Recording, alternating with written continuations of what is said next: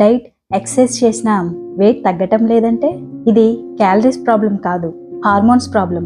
ఈ వీడియోలో వెయిట్ పెరగడానికి అసలు కారణాలు సింపుల్ ఫిజియాలజీతో ఎక్స్ప్లెయిన్ చేస్తాను. చాలామంది ఇలా అంటారు, నేను తక్కువే తింటున్నాను, ఎక్సర్సైజ్ కూడా చేస్తున్నాను, కానీ వెయిట్ మూవ్ అవ్వట్లేదు. ఇది మీ ఫాల్ట్ కాదు, మీ బాడీ అగైనెస్ట్గా పనిచేయడం లేదు, మీ హార్మోన్స్ కన్ఫ్యూజ్ అయి ఉన్నాయి.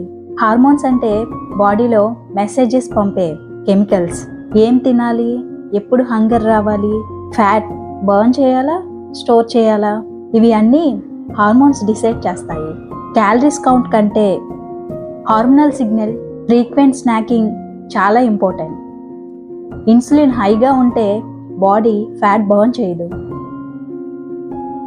Sugary food, late night eating వల్ల స్ట్రెస్ ఎక్కువైతే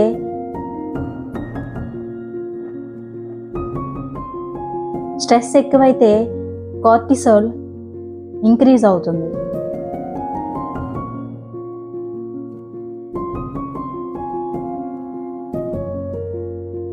కార్టిసోల్ హై ఉంటే బెల్లీ ఫ్యాట్ స్టోర్ మోడ్ ఆన్లో ఉంటుంది.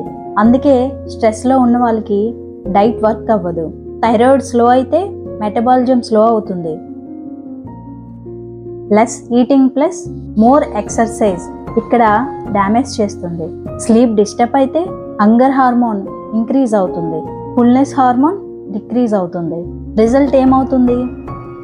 అన్కంట్రోలబుల్ క్రేవింగ్స్ అవుతుంది. ఇక్కడ weight loss equal to eat less plus exercise more అనేది హాఫ్ ట్రూత్. కరెక్ట్ ఫార్ములా ఏంటి? Hormones balanced plus simple routine plus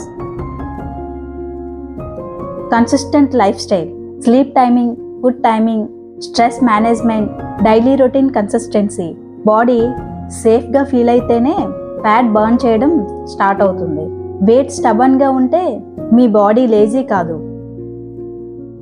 hormonal imbalance signal ఇస్తుంది.